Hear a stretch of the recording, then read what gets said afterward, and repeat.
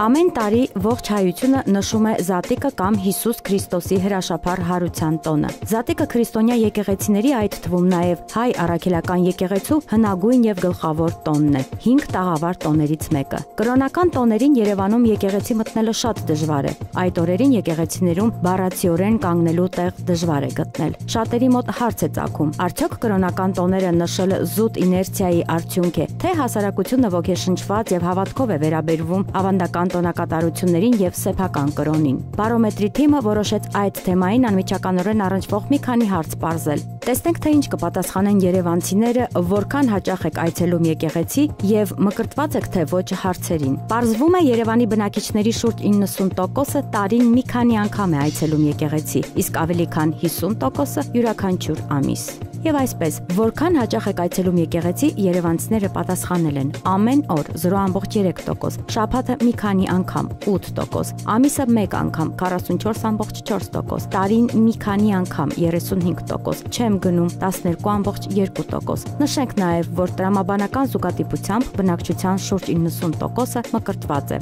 Մկրտված եք թե ոչ հարցին պատասխանել են ահա այսպես. այո, պատասխանել են 89.7%, ոչ պատասխանել է 10.3%։ Եթե հաշվի առնենք այն հանգամանքը, որ Երևանի բնակչության մի փոքր մասը ազգությամբ հայ չէ, վերը նշված հարցերին բացասական պատասխան տվողները թերևս հիմնականում նշված խմբերի ներկայացուցիչներն են։ Իսկ արդյոք մկրտված լինելն ու եկեղեցի գնալը բավարար են հավատացյալ լինելու կամ համարվելու համար։ Եթե այո, ապա հետազոտության տվյալներից կարելի է եզրակացնել, որ Երևանը հավատացյալ քաղաք է, որտեղ մարդիկ մկրտված են եւ այցելում են եկեղեցի։ Սակայն արդյոք նշված պայմանների բացակայության դեպքում մարդը չի կարող հավատացյալ լինել կամ, որ առավել կարևոր է, հոգևոր կյանքով ապրել։ Բարոմետրը առաջիկայում նորից կանդրադառնա այս թեմային։